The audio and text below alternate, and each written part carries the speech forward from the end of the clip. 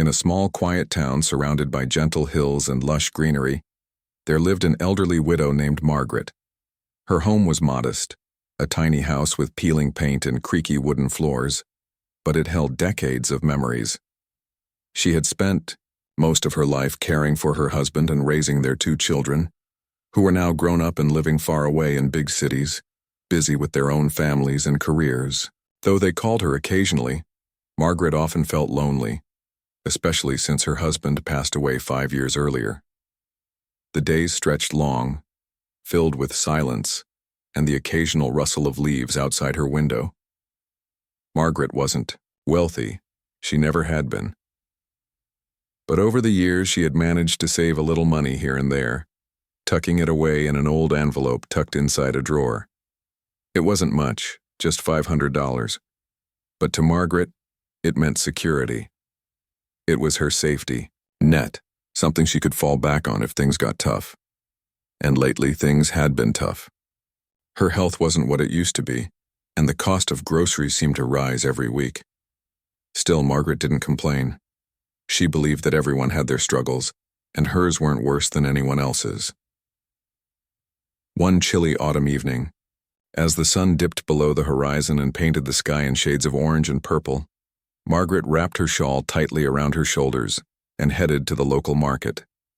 The air smelled faintly of damp earth and fallen leaves, and the streets were nearly empty except for a few people hurrying home before dark. As she walked, her mind wandered to simpler times when her children were young, running through these same streets with laughter echoing behind them. But then, something caught her attention. A faint sound coming from the shadows near the edge of the road. At first, she thought it might be the wind rattling some loose branches, but as she drew closer, she saw a figure huddled against the cold. It was a boy, no older than 12 or 13, sitting cross-legged on the ground with his arms wrapped tightly around himself. His clothes were worn and patched, his face smudged with dirt, and he clutched an empty tin can close to his chest like it was his only possession. Margaret stopped in her tracks, her heart sinking at the sight. She hesitated for a moment, unsure whether to approach him or keep walking. After all, she barely knew how she would make ends meet herself. But something about the boy's posture, the way he looked so defeated, yet tried to hold himself together, tugged at her heartstrings. Taking a deep breath, she stepped forward and gently asked, "Are you all right?" The boy flinched at the sound of her voice, startled, but when he looked up and saw her kind eyes, he relaxed slightly. "I'm fine," he mumbled, though his cracked lips and hollow cheeks told a different story.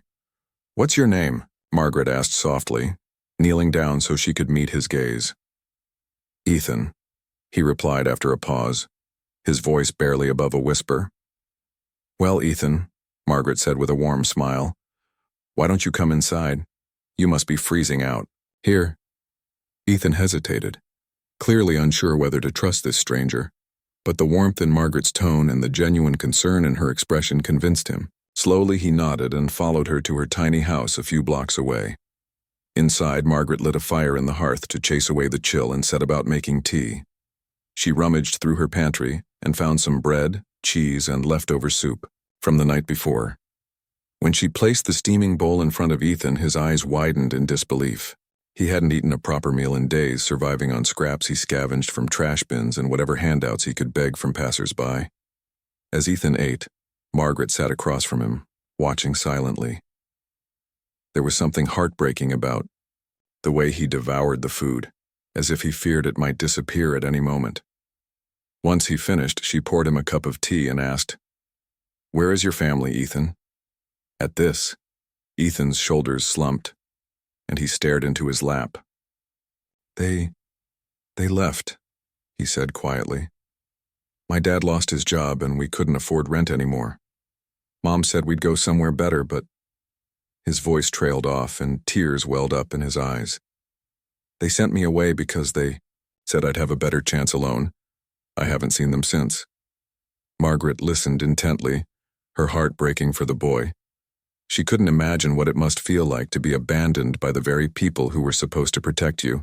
For a while, neither of them spoke, the crackling fire filling the silence. Finally, Margaret reached out and placed a comforting hand on Ethan's shoulder. "You're safe here tonight," she assured him. "We'll figure something out tomorrow." That night, Ethan slept on Margaret's couch, bundled in blankets she had dug out of her closet. As she lay in bed staring at the ceiling, Margaret's thoughts raced. She knew she couldn't let Ethan return to the streets. It was too dangerous, especially with winter approaching. But what could she do? She was already struggling to get by herself. Every penny counted, and taking care of another person would only stretch her resources thinner. Still, as she drifted off to sleep, one thought lingered in her mind. Kindness costs nothing, but it means everything. And sometimes doing the right thing requires sacrifice, even if it feels impossible. Little did Margaret know, the decision she was about to make would not only change Ethan's life forever, but also create a ripple effect that would circle back to her in ways she could never have imagined. The next morning, sunlight streamed through the cracks in Margaret's curtains, casting golden patterns on the worn wooden floor. Ethan stirred on the couch, blinking groggily as he adjusted to the unfamiliar surroundings. For a brief moment, he forgot where he was. Then the memories of the previous night came rushing back. He remembered the kind woman who had taken him in, fed him, and promised him safety for the night. Slowly, he sat up, clutching the blanket that still smelled, faintly of lavender. Margaret was already awake, bustling quietly in the kitchen. She hummed a soft tune as she prepared breakfast, a simple meal of scrambled eggs and toast. But her mind was far from calm. The reality of her situation weighed heavily on her. She had spent the entire night wrestling with a decision that seemed impossible. On one hand, she couldn't bear the thought of sending Ethan back out into the cold, knowing full well how dangerous life on the streets could be. On the other hand, she barely had enough to sustain herself. Her savings were dwindling and winter was fast approaching. How could she possibly take care of another person? When Ethan entered the kitchen, rubbing his eyes sleepily, Margaret forced a smile and gestured for him to sit at the small table. "Good morning," she said warmly, placing a plate of food in front of him. "Eat up. You'll need your strength." Ethan hesitated, looking at the food like it was a gift too precious to accept. "Thank you," he murmured, bowing his head slightly before digging in. As he ate, Margaret watched him carefully. There was a sadness in his eyes that no amount of food or warmth could erase. It was clear that he carried burdens far heavier than any child should have to bear. After breakfast, Margaret cleared the dishes and sat down across from him. She folded her hands on the table and took a deep breath. "Ethan," she began gently, "I've been thinking about what you told me last night about your family and everything you've been through." Ethan tensed, lowering his gaze to the tabletop. He didn't want to talk about it, not because he didn't trust Margaret, but because talking about it made the pain feel fresh again. Still, he nodded silently, waiting for her to continue. "I want to help you," Margaret said firmly, her voice steady despite the turmoil inside her. "But I'm not sure how much I can do. My own situation isn't great, as you might have guessed." She gestured vaguely around the room as if the peeling wallpaper and mismatched furniture spoke for themselves. "Still, I can't just turn my back on you. You deserve better than this." Ethan looked up, his eyes wide with surprise. No one had ever spoken to him like that, like he mattered, like he deserved kindness. Most people either ignored him or treated him like a burden. But Margaret, she saw him differently, and it made his chest ache in a way that wasn't entirely unpleasant. Margaret stood up and walked over to a drawer near the sink. She opened it slowly, revealing a small envelope tucked beneath a stack of papers. Her fingers trembled slightly as she picked it up and returned to the table. Placing the envelope in front of Ethan, she said softly, "This is all I have left. It's not much, just $500, but I want you to take it." Ethan stared at the envelope, stunned. "No," he whispered, shaking his head vigorously. I won't take your money. You've already done so much for me." "It's not charity," Margaret interrupted, her tone firm yet gentle.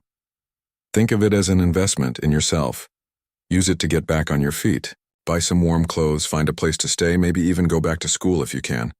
Just promise me one thing, don't give up. Whatever happens, keep fighting." Tears welled up in Ethan's eyes, spilling over onto his cheeks. He wanted to argue, to insist that he couldn't possibly accept such a generous gift. But deep down he knew Margaret was right. Without this help, he would likely end up back on the streets. Or worse. This was his chance to change his life, however slim it might seem. I don't know what to say, Ethan stammered, his voice choked with emotion. Thank you. Thank you so much. I'll pay you back someday, I swear. Margaret chuckled softly, waving away his promise. Don't worry about paying me back. What matters is that you make something of yourself. That's repayment enough. For the rest of the day, Margaret helped Ethan plan his next steps. Together they visited a nearby thrift store, where Ethan picked out a sturdy coat, a few pairs of jeans, and some shirts. They stopped by a grocery store so he could stock up on essentials, and Margaret even bought him a notebook and pen, encouraging him to write down his thoughts or study whenever he had free time. By evening, Ethan felt more hopeful than he had in months. For the first time in what felt like forever, he dared to dream of a future where he wasn't just surviving but thriving. Yet as he prepared to leave Margaret's house, with the envelope safely tucked into his pocket, he couldn't shake the weight of gratitude pressing against his heart. He turned to her one last time, tears streaming down his face, and hugged her tightly. I'll never forget what you've done for me, he whispered. Never. Margaret patted his back affectionately, her own eyes misty. Go on now, she said with a bittersweet smile. And remember, the world needs more good people like you. As Ethan walked away, disappearing into the twilight, Margaret closed the door behind him and leaned against it, exhaling deeply. The house felt emptier now, quieter. She glanced at the empty drawer where the envelope used to be inside.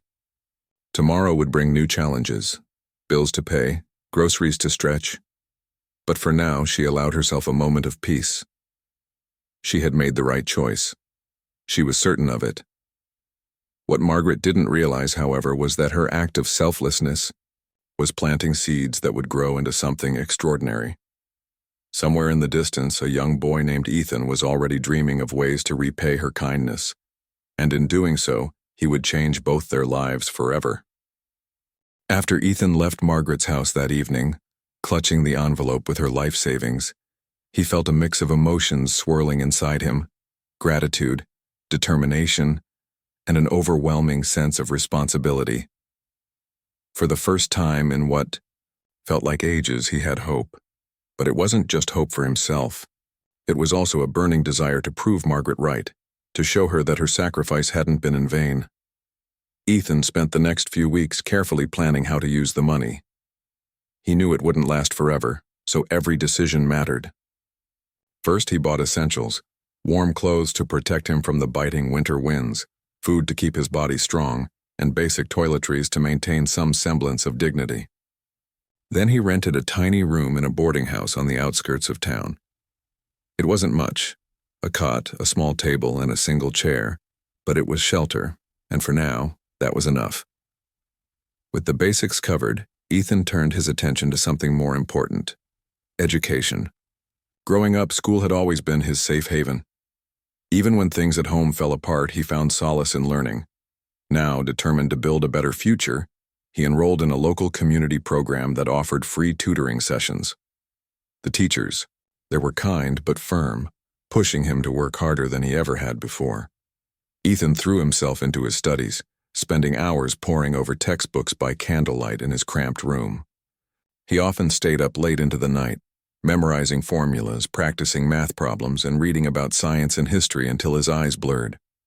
Despite the challenges, Ethan refused to give up. He took odd jobs whenever he could: delivering newspapers early in the morning, washing dishes at a diner after classes, or helping neighbors carry groceries during weekends. Every penny he earned went toward necessities or books he needed for school. Slowly but surely, he began to see progress. His grades improved and his confidence grew. Teachers noticed his dedication and encouraged him to aim higher. One day, a tutor pulled him aside and said, "You've got potential, Ethan. Have you thought about applying for scholarships?" The idea had never crossed Ethan's mind. Scholarships seemed like something reserved for kids who came from stable homes, not someone like him. But the tutor insisted, helping him gather the necessary documents and guiding him through the application process. To Ethan's astonishment, he was accepted into a prestigious university on a full scholarship. It was a dream come true, a chance to escape the cycle of poverty and create a brighter future. Meanwhile, back in the little town, Margaret faced her own struggles. Without her savings, life became even harder. She took on more odd jobs around town, cleaning houses, mending clothes, and occasionally babysitting for young families. Her hands ached from scrubbing floors, and her back protested against the weight of laundry baskets, but she pressed on without complaint. Some days, she wondered if giving away her last bit of security had been reckless. But then she would think of Ethan, the look of gratitude in his eyes, the promise in his voice, and she reminded herself that kindness always mattered, even if its rewards weren't immediate. Margaret's health began to decline under the strain. Her arthritis worsened, making it painful to move, and she started experiencing shortness of breath. Neighbors noticed her growing frailty and offered to help, bringing her meals or running errands for her. Though grateful, Margaret tried to remain independent, clinging to the belief that she had done the right thing. Years passed, and Ethan worked tirelessly to excel in his studies. At university, he chose to study medicine, inspired by Margaret's compassion and driven by a desire to make a difference in the world. He often thought about her, the woman who had given him everything when she had so little herself. Her act of selflessness fueled his determination to succeed. Late at night, when exhaustion threatened to overwhelm him, he would picture her face and remind himself why he was working so hard. Ethan graduated at the top of his class, earning accolades for his academic achievements and securing a position as a resident doctor at a renowned hospital. Yet despite his success, he never forgot where he came from. On weekends, he volunteered at free clinics, treating patients who couldn't afford medical care. He listened to their stories, offering not only medical advice but also words of encouragement.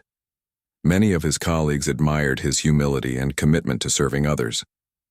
As Ethan's career flourished, Margaret's condition worsened. She was no longer able to work, relying instead on the kindness of neighbors and occasional visits from her children, who sent money when they could. Still, she remained resilient, finding joy in small moments. A cup of tea shared with a friend, the laughter of children playing outside her window, the sight of flowers blooming in spring. One day, while being treated at the local clinic for persistent coughing and fatigue, Margaret overheard two nurses talking about a new doctor who had recently arrived to volunteer in rural areas. "Dr. Carter is amazing," one nurse said. "He's already made such a difference here." "Dr. Carter?" Margaret repeated aloud, curiosity piqued. The name sounded familiar, though she couldn't quite place it. "He used to live around here," the nurse explained. "Apparently he grew up poor but worked his way out of it. Now he travels to underserved communities trying to give back." Margaret's heart skipped a beat. Could it be?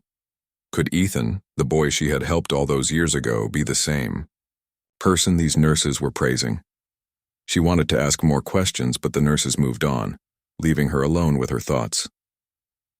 The next morning, Margaret woke up feeling unusually anxious. She didn't know why, but she had a strange sense that something significant was about to happen. As she sat by her window, sipping tea and watching the world go by, she heard a knock at the door. When she opened it, she froze in disbelief. Standing before her was Ethan, now a grown man wearing a crisp white coat and carrying a stethoscope around his neck. His once gaunt face had filled out, and his eyes sparkled with intelligence and warmth. Yet beneath the professional exterior, Margaret recognized the same boy who had once huddled on her couch, shivering from the cold. "Margaret," Ethan said softly, his voice thick with emotion. "It's me, Ethan." For a moment, neither of them spoke. Then tears welled up in Margaret's eyes and she pulled him into a tight embrace. "I can't believe it's really you," she whispered, her voice trembling. "Look at you, all grown up and saving lives." Ethan stepped inside, closing the door behind him. Over tea, he told her everything. How her gift had changed his life, how he had worked tirelessly to honor her sacrifice, and how he had dedicated himself to helping others. "You saved me, Margaret," he said earnestly, "not just with your money, but with your belief in me. I wouldn't be here today if it weren't for you." Margaret shook her head, brushing away tears. "No, Ethan, you did this yourself. All I did was give you a little push. The rest was all you." Ethan smiled, but his expression turned serious as he looked at her frail frame. "Let me take care of you now," he said firmly. "Please. Let me repay you for everything you've done." Margaret hesitated, unsure whether to accept his offer. She had always prided herself on her independence, but deep down, she knew she couldn't keep going like this. Finally, she nodded, her lips curving into a grateful smile. "All right," she said softly, "but only because you won't take no for an answer." Over the following weeks, Ethan arranged for Margaret to receive the best medical care possible. He personally oversaw her treatment, ensuring she received proper medication and therapy. Under his care, her health gradually improved. More importantly, he spent time with her, sharing stories of his journey and listening to hers. Their bond grew stronger with each passing day, proving that acts of kindness have a way of creating connections that last a lifetime. Little did either of them know, their story was far from over. What had started as a simple act of generosity years ago had blossomed into something extraordinary, a testament to the power of compassion, resilience, and the unbreakable ties between people who choose to care for one another. Ethan's return to Margaret's life was nothing short of miraculous. It wasn't just the fact that he had come back. It was the way he transformed her world, piece by piece, with the same unwavering determination she had shown him all those years ago.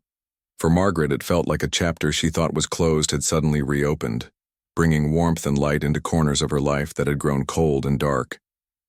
When Ethan first stepped into her home after their emotional reunion, he immediately noticed how much things had changed, or rather, how much she had changed. The house was still the same modest structure with creaky floors and faded wallpaper, but Margaret herself seemed smaller somehow.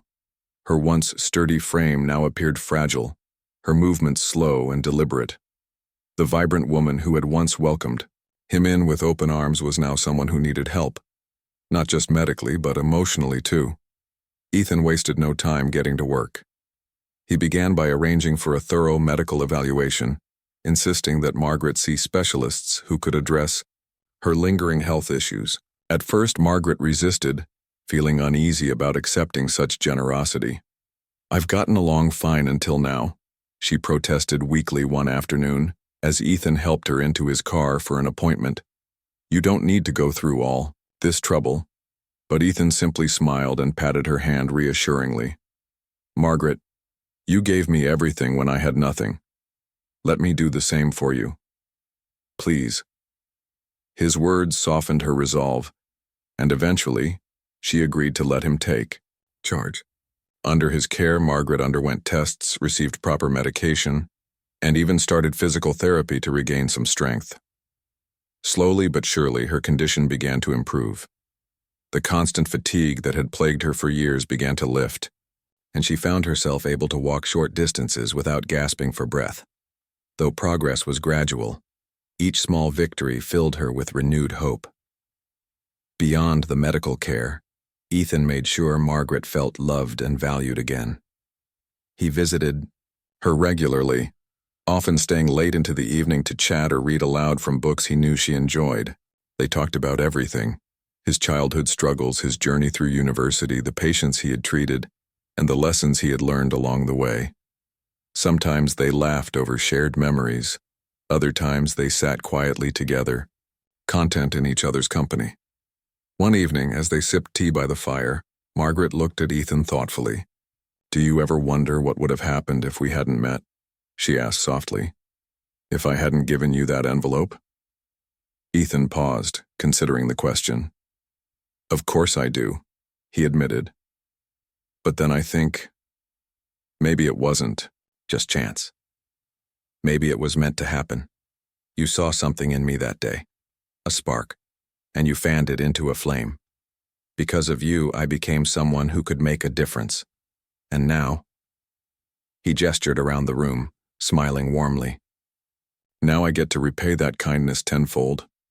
Margaret shook her head, brushing away tears. "You didn't owe me anything, Ethan. What I did because it was right, not because I expected anything in return. And that's exactly why it meant so much," Ethan replied earnestly. "Not everyone would have done what you did, but you did. And because of that, I'll spend the rest of my life trying to live up to your example." As weeks turned into months, word of their reunion spread throughout the town. People marveled at the story of the elderly widow who had sacrificed her last savings to help a struggling boy, only for him to return years later as a successful doctor and repay her kindness. Neighbors stopped by Margaret's house more frequently, eager to hear updates or simply express their admiration. Some even brought gifts, baked goods, handmade quilts, or fresh flowers to show their support. The attention embarrassed Margaret at first. She wasn't used to being in the spotlight and didn't consider herself extraordinary. "I'm just an old woman who did what anyone else would have done," she told a reporter who came to interview her for a local newspaper article. But deep down, she couldn't deny the joy she felt, knowing that her actions had inspired others. Strangers began approaching her in the market or on the street, sharing stories of how her kindness had motivated them to pay it forward in their own lives. For Ethan, seeing the impact of Margaret's selflessness reinforced his belief in the power of compassion. He had always known she was special, but witnessing how her story touched others reminded him why he had chosen a career in medicine. Every patient he treated, every life he saved, was a reflection of the values she had instilled in him: empathy, resilience, and the importance of giving without expecting anything in return. Still, there were moments when both Margaret and Ethan reflected on the hardships they had endured, the sacrifices, the struggles, the long nights spent wondering if things would ever get better. One rainy afternoon, as they sat together listening to the rhythmic patter of rain against the windows, Margaret sighed wistfully. "Life hasn't always been easy, has it?" "No," Ethan agreed, staring into the crackling fire. "But maybe that's what makes moments like this so precious. If everything had been perfect, we might not appreciate how far we've come." Margaret nodded, a bittersweet smile tugging at her lips. "You're right. Sometimes it's the hardest times that teach us the most about ourselves and about the people we choose to be." Their bond continued to deepen, growing stronger with each passing day. To Ethan, Margaret was more than just the woman who had saved him. She was family. And to Margaret, Ethan was living proof that kindness, no matter how small, could create ripples that reached farther than anyone imagined. Yet, as much as they cherished their time together, neither of them realized the true significance of their connection, how intertwined their lives had become, and how fate still had one final twist in store. Unbeknownst to them, the circle of gratitude they had created was about to close in a way neither could have anticipated, leaving an indelible mark on their hearts and the community around them. As the months passed, Margaret's health continued to improve under Ethan's care. She was no longer confined to her bed or dependent on neighbors for basic tasks. Slowly, she regained some independence, though she still relied heavily on Ethan's support. Their bond had grown beyond mere gratitude. It had become a deep and unshakable connection, one that neither of them could have predicted when they first met years ago.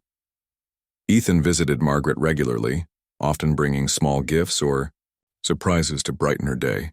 Once he arrived with a bouquet of wildflowers he had picked during a morning walk. Another time, he brought her a book written by her favorite author, which he had tracked down at a second-hand bookstore in the city. These gestures might have seemed simple, but to Margaret they meant the world. They reminded her that she wasn't alone, that someone cared deeply about her well-being. But Ethan didn't stop there. Determined to give back to the community that had shaped him, he began organizing free health camps in the town. He rented space in the local community center and invited other doctors and nurses to join him. Together, they provided medical checkups, distributed medications, and offered advice on healthy living. News of these clinics spread quickly, drawing people from neighboring villages who otherwise couldn't afford proper health care. Margaret attended one of these camps, watching proudly. As Ethan moved from patient to patient, his face glowing with compassion and dedication, she saw how he listened intently to their concerns, offering not just treatment but also words of encouragement. It was clear that he wasn't just treating illnesses, he was healing hearts and minds, just as she had once done for him. One evening, after a particularly busy day at the clinic, Ethan returned to Margaret's house exhausted but content. Sitting across from her at the kitchen table, he shared stories of the people he had helped: a young mother struggling with postpartum depression, an elderly man battling diabetes, a teenager injured in a farming accident. Each story was unique, yet they all carried a common thread: hope restored, burdens lightened, lives changed.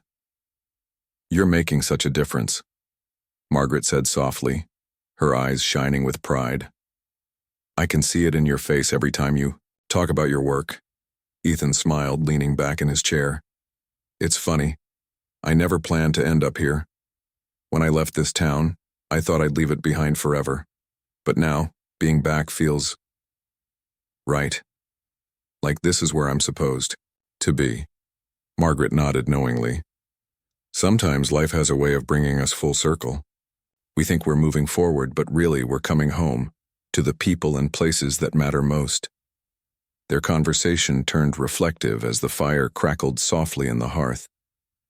They talked about the past, the struggles, the sacrifices, the moments of grace that had carried them through.